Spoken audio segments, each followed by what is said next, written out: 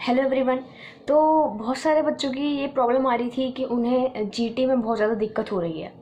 तो general test के लिए मैं एक बहुत अच्छी स्ट्रेटजी लाई हूँ एंड मैंने उसके लिए एक ब्लूप्रिंट भी तैयार करा है कि कौन कौन से टॉपिक आपको ज़रूर पढ़ने चाहिए।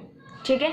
एंड नंबर ऑफ़ क्वेश्चंस के साथ मैं इस वीडियो में आपको सारी strategy and the sources which you have to prefer for your preparation of these 10 to 15 days जो हमारे एंड में चल रहे हैं, तो उसके लिए आपको कौन से सोर्सेज को ऑप्ट करना चाहिए, तो वो हम इस वीडियो में अच्छे से डिस्कस करने वाले हैं।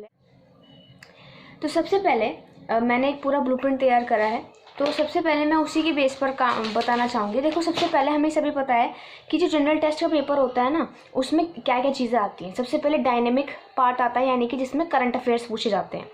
फिर आता है स्टैटिक पार्ट, जिसे हम स्टैटिक जीके भी कहते हैं, जो बिल्कुल स्थायी रहता है। स्टैटिक का मतलब होता है स्थायी, जिसको कभी बदला ही नहीं जा सकता। जैसे who is the first prime minister of independent India, ठीक है, तो उसका जवाब एक ही रहेगा, ठीक है, जवाहरलाल नेहरू जी। तो ये हमारा हो जाता है स्टैटिक पार्ट। ठीक है। डायनेमिक जो अभी चल रहा है, ठीक है, करंट में जो अभी चल रहा है, वो सारे करंट अफेयर्स हो जाते हैं। ठीक है।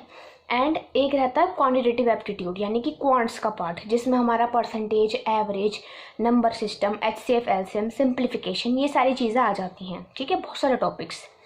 एंड आ जाता है फिर हमारा रीजनिंग वाला पार्ट। रीजनिंग वाले पार्ट में हमारा blood relation, sitting arrangement, coding, decoding and missing the term, ये सारी चीज़ें हमारी आ जाती हैं। ठीक है। तो ये तो रहता है हमारा रीजनिंग का पोर्शन। अब मैंने देखो, हमें पता है एनटीए ने अभी जो मॉक टेस्ट रिलीज़ करे थे, उसमें उन्होंने जनरल टेस्ट का जो मॉक टेस्ट है वो रिलीज़ नहीं करा है। तो मैंने उसके लिए एक प्रीवियस ईयर क्वेश्चन को एनालाइज करके अच्छा सा एक ब्लूप्रिंट तैयार करा है, जिसमें एक वो बताया गया है कि कौन कौन से टॉपिक्स पे आपको ज़्यादा फोकस देना चाहिए।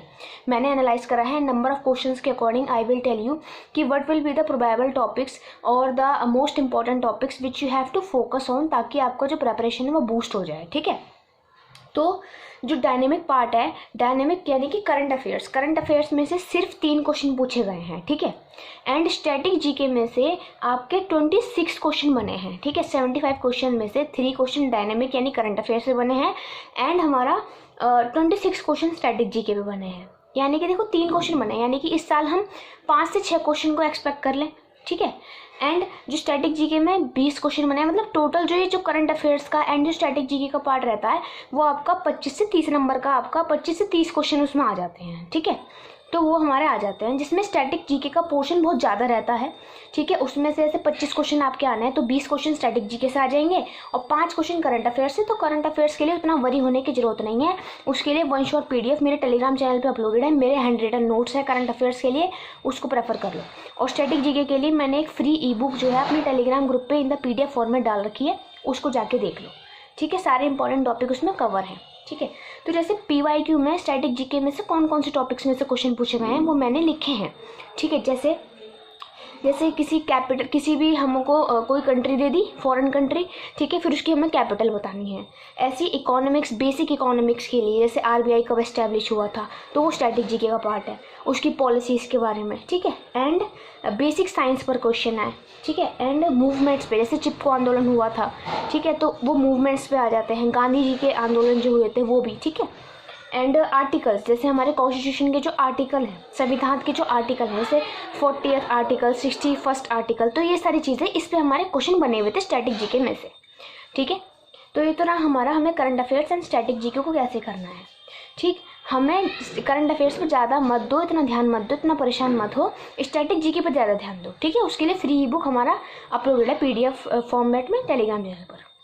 अब हम आते हैं क्वांट्स और रीजनिंग वाले सेक्शन पर। मैंने देखा पीवाईक्यू में क्वांट्स के करीब 24 क्वेश्चन बने हुए हैं, यानी 24 से 25 क्वेश्चन, और वो सारे जो क्वेश्चन बने हुए हैं, एंड जो रीजनिंग में जो क्वेश्चन बने हुए हैं वो 22 क्वेश्चन बने हुए हैं।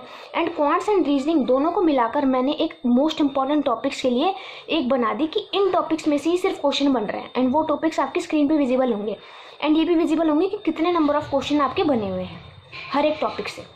तो ये है कि आपको कौन कौन से टॉपिक से फोकस करना है। तो मैं यहाँ पर रीड भी कर रही हूँ। देखो कौन कौन से टॉपिक्स पे आपको फोकस करना है। आपको करना है फोकस नंबर सिस्टम पर, उसमें से एक ही क्वेश्चन बना है, लेकिन फिर भी करना है, इंपॉर्टेंट टॉपिक रहता है।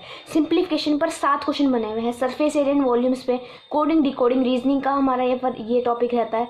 Series, missing terms, sitting arrangement, blood relation, percentage, average सबसे मोस्ट इंपॉर्टेंट रहते हैं। Venn diagrams, analogies, profit and loss and speed and time, ये सारे ऐसे टॉपिक्स हैं जिसमें 101% टॉपिक बनना ही है, क्वेश्चन बनना ही है, एंड मोस्ट प्रोबेबली सारे क्वेश्चन इन टॉपिक में से आएंगे। तो इनको बहुत अच्छे से सॉलिड कर लो। कहाँ से पढ़ें? कुछ जो हमारी जो इम्पोर्टेंट है, जैसे परसेंटेज की वीडियो, एवरेज की वीडियो, कैलेंडर की वीडियो, ब्लड रिलेशन की वीडियो, सिटिंग अरेंजमेंट की वीडियो, ठीक है, एंड सिंप्लीफिकेशन की वीडियो भी अपलोड हो जाएगी। एंड रेशो एंड प्रपोर्शन वाले टॉपिक की जो वीडियो है वो मैंने अपलोड कर रखी हैं। 1 शॉट सीरीज़ हैं, उसमें सारे मैंने कंसेप्ट को क्लियर करा हुआ है, सारे क्वेश्चंस मैंने क्लियर करे हुए हैं, तो उसको जाके ज़रूर देख लो। जो उनका लिंक होगा यूट्यूब चैनल का, ये वो जो लेक्चर्स हैं उनका लिंक मेरे कमेंट बॉक्स में मिल जाएगा, उनको जाके देख लो।